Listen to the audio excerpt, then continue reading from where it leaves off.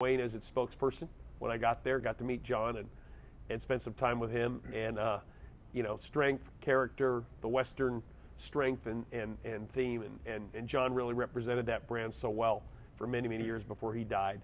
And yeah, it was a great company to work for, and really enjoyed my time there. So you're basically moving from one type of financial services into the banking business, come here, and that was in when? 1985. Yeah, 1985. And then so I did that until 2000, and I got the opportunity. I always wanted to be a president of a local bank. I'd met several bankers in through my uncle. When growing up as a kid, my dad worked for Bank of America, and I met a lot of folks that were difference makers in communities. And I just felt like if I could lead a financial institution at some point, I could help make a difference for a community. And I got the opportunity in 2000 when Jim Kennedy, who was the treasurer of Yuba County, sent a headhunter after me. They were doing a national search for CEO for Sierra Central Credit Union. They'd been at it a little over a year, and they didn't really find the right person. And then he came after me with the headhunter, and got an opportunity to take that role on in 2000.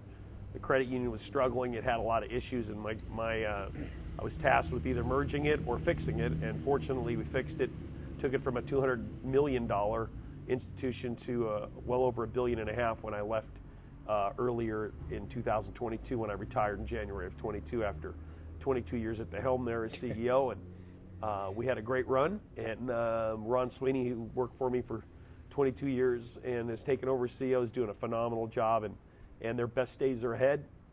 And excited about the future for Sierra Central Credit Union, especially with this northeastern quadrant of California. So many people moving here. I'm talking from Roseville over to Yuba City, all the way north to the Oregon border and east to Susanville.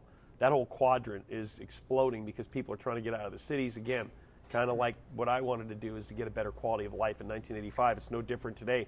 I think there's even more inertia for people to get to more rural type of settings where they can control their environments. And when I was leaving Sierra Central earlier this year, we were seeing that the last couple of years where people were really gravitating to places like Yuba City, Marysville, Grass Valley, Chico, Redding, Auburn, Placerville, all points northeast in California for a better quality of life. And Sierra Central Credit Union certainly can help people, and will continue to help people grow in their financial, meet their financial needs. So that's kind of how we set the table there. Well, we watched you, and we're having some little technical trouble here with some of our signals from different cameras. This one here is me. I'm frozen, and the one of John is also frozen. So that's why you're seeing us sit on this wide shot here. We are in the City Club, which is on Plumas Street in Yuba City, and we're talking lunch with Langdell, with John Cassidy, who's retired, but still retired from working for a business, but definitely not retired from doing things. So when you and I first met, I think it was when I was active in the chamber in the early 90s. I think so. And we were both working on the Yuba-Sutter Great Place to Live, Work, and Play campaign. I believe so. Linda Plummer and Chuck Smith and the chamber both executives. rock stars, by the way. Chuck and Linda, just amazing talent. Congratulations to Linda on her retirement. Yeah. What a difference maker she's been for this community. She put this community on the map she was really the first. She was a New York advertising specialist, and when she got here, she changed the whole face of this region with her graphic skills. I mean, amazing stuff, what she put out there that caught on nationally. Pretty amazing talent. Linda Plummer, and Chuck too. Chuck, an incredible writer. Chuck Smith. Yeah, and if our broadcast died, we hope that it comes back again. This is not the greatest environment that we've been discovering, but this is live streaming. It's kind of like life. You get on the freeway and hope you get to your destination without any unfortunate incidents. Again, Ted Langdell here on Yuba-Sutter.live, live streaming YS on Facebook, and we're talking with that character, I've been called a lot of things. John Cassidy. Gosh, how did you avoid being called Jack? Oh, people have. Oh, yeah. I've been called a lot of things, Ted. Most of them I can't say on the air. So It's all good. Okay. So the lunch is going to be arriving. We may get actually lunch with Langdell here in a little bit. Absolutely. We've ordered, or John has ordered for us. What did you order for us? Oh, it's called the Salmon Cassidy. Why? Yeah. And it's, first of all, it's the #1 selling item for 23 years on both the lunch and dinner menu. I want to be clear about that. 23 years, formerly the City Cafe, now the City Club Bistro right here, 667 Plumas Street. It's owned and operated now by Peachtree Golf and Country Club, but it is open to the public, and they serve a phenomenal menu. But yeah, the Salmon Cassidy, like I said, been #1 on the, not that I'm proud of that, #1 on the dinner and lunch menu. But it's a great salad. Jeff Boutillier, the original owner, and I sat at the bar one Thursday afternoon here. It was early evening. And he wanted me to try this salad he was experimenting with. And he had tried some different things with it. And I said, no, sweeten up the dressing and throw some walnuts on there, or pecans on there. And you got any dried cherries? And he just happened to get a bag of dried cherries. I said, mix those in there. And so we went back and forth. Finally, he nailed it. He goes, God, that's good. I go, yeah, it's really good. I go, put that on the menu tomorrow. He goes, well, I don't know if it's ready for the menu. I go, put it on the menu tomorrow, make it a lunch special, and you'll sell 25 or more. You'll sell out. And he goes, no, there's no way. I go, I'll bet you $100. I bet him $100. And next day, he owed me $100. It sold out, and then it stayed on the lunch menu forever, and then they added it to the dinner menu about 4 months later, and it even sold there. So it's a really fun set. You'll find out. Okay. It's pretty good meal. The interesting thing here is that we've had good food, and Jeff, who you've been mentioning, was the head chef at one of our other fine white tablecloth restaurant, Al Cafe. Historic. And a story, probably the most famous person that I've ever had an opportunity to have some interaction with was San Francisco attorney Melvin Belli. And this little short guy and his attorney, this was during the Lyndhurst High School. There was a trial over in Yuba County, and I was covering that for KUBA.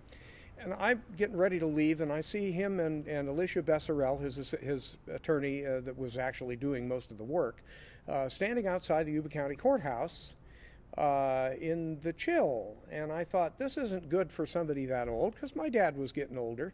So I offered him a seat in my '89 Nissan Sentra, which he accepted. And at some point he decided, because they were waiting for their investigator to come along, and I guess he was tied up somewhere. And he said, well, why don't you take us to the best restaurant in the area? And I thought, okay, let's go to Al's Cafe. So we did, and he enjoyed the hell out of that. Liked the roasted garlic. And I wish we had gone back there the second time this happened.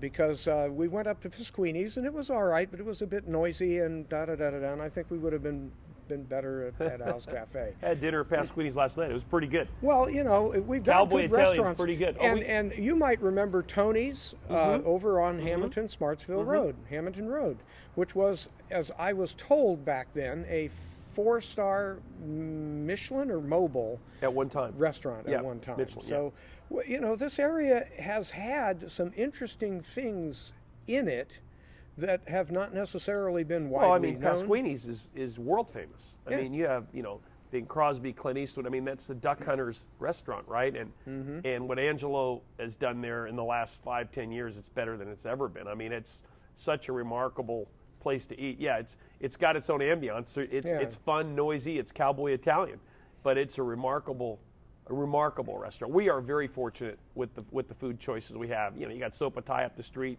here in Yuba City, Happy Viking, the new Irish pub, downtown Irish pub that is awesome. You've got Sutter Butte's Brewing right over here on around the corner. I mean, we've got some dining choices in Yuba City that are remarkable. Justin's on the corner has done really well. For a community this size, there's some great choices, and frankly, Al's Cafe kind of started it. And Jeff, he and his brother did that, but Jeff was the chef. He was the chef. And then Jeff and Kathy started City Cafe here 23 years ago, now the City Club Bistro. And it's been remarkable. And Jeff is a world-class chef. And so we're lucky. We got great food choices here.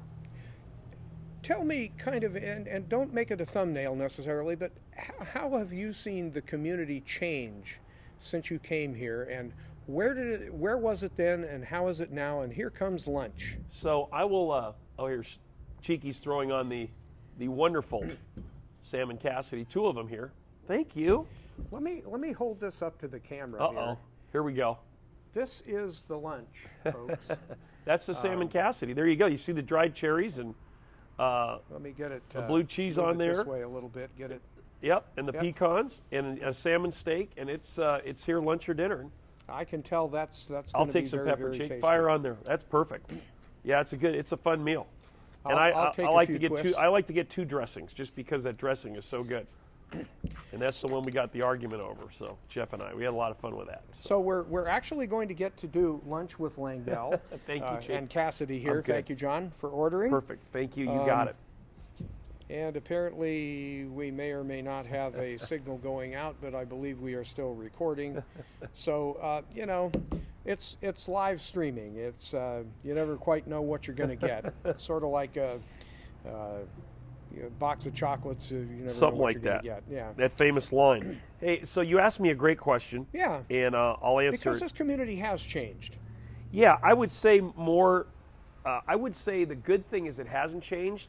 The better thing is it's evolved. Okay, so I don't think when you look at the character of the community hasn't changed. This is probably the most giving community per capita. There's not a weekend that goes by where there's not 900 charitable events that you can participate in where people are trying to help each other.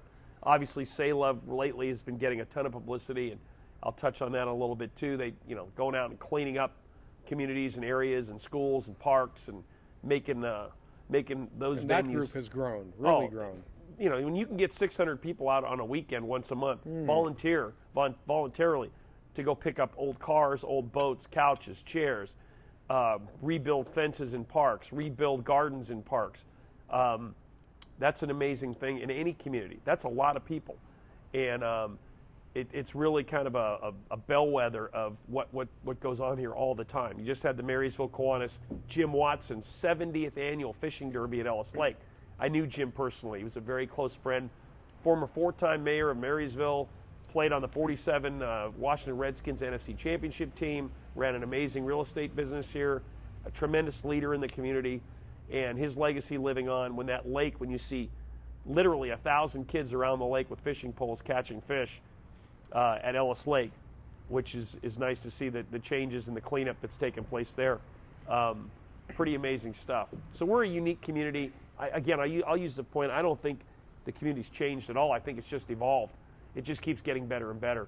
And I've been involved, like you have, in a lot of efforts to improve the economics of the region since I got here in 1985. And I told people this from the beginning. I said, the New York skyline or the San Francisco skyline was not built with good intentions. They were built with capital. And I would say over the last 10 years, for the first time ever, the amount of capital that's flowing and the things that are happening here financially, finally, capital is increasing here. It's building upon itself. People are investing from the outside like never before. We've got a brand new Holiday Inn hotel going down at the end of Plumas Street here. Yep.